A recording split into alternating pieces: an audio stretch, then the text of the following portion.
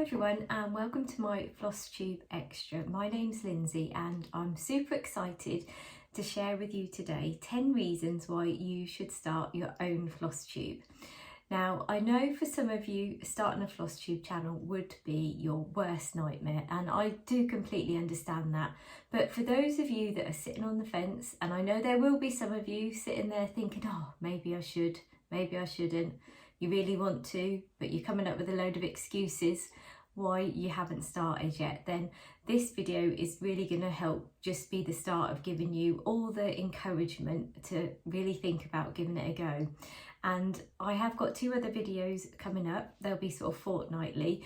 The next one will be all about helping you overcome your fears, and then the last one will be hints and tips to help you record your first video. But today is 10 reasons all about why you should start your Flosstube video.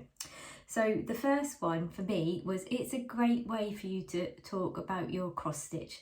So for me, I have no one really that's, you know, I've got a few friends that do a little bit of cross stitch, but not anyone that I'm gonna, you know, be able to chat to about all the different things that are so exciting for a cross stitcher, like when you get that bit of fabric arrive in the post, or you get some new threads arrive, or you get a kit or a subscription box, all those things that are so exciting for us for a cross stitcher. And I know my husband and my daughter are never going to be excited over the things that I am. They have their own hobbies and we all support each other, but they're never going to get excited about a piece of fabric like I am. So being able to talk to other like-minded people and share your progress with your cross stitching, for me, is absolutely lovely. And that is, you know, one of the reasons why I really wanted to start my Flosstube channel, even though I very much felt like a complete beginner. So the second reason is, for me, Flosstube feels like such a lovely community. So I've been able to chat to people in the comments. I've had Flosstubers that have given me a shout out. I've given other Flosstubers a shout out, and it feels a real positive, lovely community. It doesn't feel like a place where people are trying to outdo each other and be better than each other. It just feels such a lovely place that everybody is cheering each other on. Everybody loves to see, you know, the progress you're making with your pieces, and they're there, you know, cheering you along with the positive comments when you've got a finish and things like that. So for me, just being part of that lovely Flosstube community has felt really amazing. So, you know, I really hope that this video will really help inspire you to finally decide to give your own Flosstube a go. So, and it's good for your confidence. So it is so easy to just be plodding along in our daily lives, but when we do something like start a YouTube channel and you have to learn a whole new set of skills, it will really push you out of your comfort zone. There's not many of us that are ever just gonna sit down and record a video and feel really comfortable with it straight away. Now, if you do, that's great. But for me, it definitely is a learning curve, and I'll go into learning new skills in a moment. But you know, every time you record a video, you will get more confident, and it will be hard in the beginning. But it's like with everything, the more you do something, the better you get. And I heard a quote recently about confidence, which I really loved. It was that confidence is really just being okay with being uncomfortable for a short amount of time. And for me, I thought that's such a good quote, because really that's all it is. We just have to be uncomfortable for a little bit of time. It's a bit like starting a new job, or, you know, going somewhere new, meeting new people. There's always that little bit of uncomfortableness in the beginning, and a Flosstube is, you know, absolutely the same. But the more and more you do it, the better you get, and the easier it gets every time. So don't let lack of confidence stop you, because honestly, once you start, it really will help build your confidence up. So reason number 4 is you will learn new skills. So you know, I have done videos before in a previous business, but it was nearly 3 years before that I'd done any videos. So I'd had a good break of 3 years before I started recording my Flosstube, and I felt very rusty. It felt like I was having to learn all over again. And even now, I know that my videos are nowhere near perfect, but I'm okay with that, because what I like to do is I like to think that every time I'm recording a video, my skills will get better. Just like that first time we picked up a piece of cross stitch, we weren't an expert, and you won't be an expert the first time you record a video unless you do this for a living, or you're great at public speaking and you can just sit and record a video. You know, there will most probably be new skills to learn. So I've done a little bit of video editing before, but I was never very good at it, but I'm having to try and improve those skills. Now I'm doing my Flosstube. So my last video, I managed to insert a picture. Now I could have done them to last a little bit longer, but I kind of think that done is better than perfect. And next time I need to insert a picture, I will try and work out a bit more the timing so I can keep it on screen a little longer. But these are all the things that I kind of think it's okay, because I'm still learning. And luckily enough, all my lovely Flosstube followers are still turning up and watching the videos, and I really enjoy recording them, which really does help. So another reason to start a Flosstube is there's a ready-made formula for you. So I decided one of my goals for this year, I really wanted to start a YouTube channel, and I was humming and hawing, should I start an art one? I thought about a Flosstube, and then what really made me decide to go down the Flosstube route, obviously as well as being completely passionate about cross stitch, was that starting a Flosstube felt so much easier. If I was thinking of perhaps doing an art one, but I didn't really know where to start. I've seen lots of lovely artists do like vlog style ones, but I didn't feel my video skills were up to that.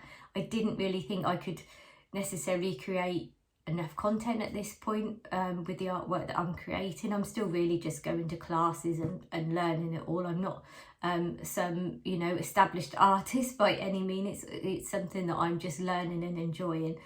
But when it came to starting a Flosstube, I felt I knew what I could talk about straight away.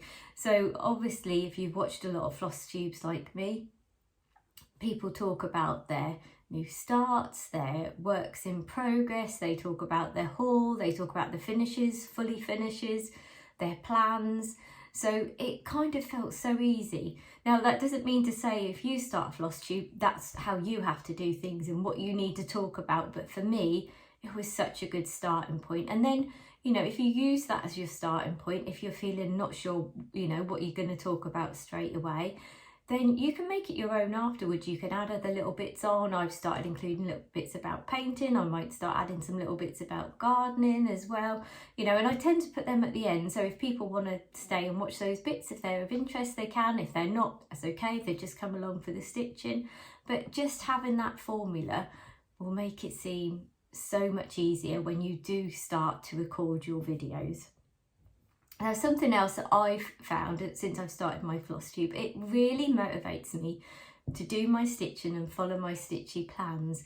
So it's not that many of us need much motivation, obviously, to pick up a needle and thread and start doing something we love.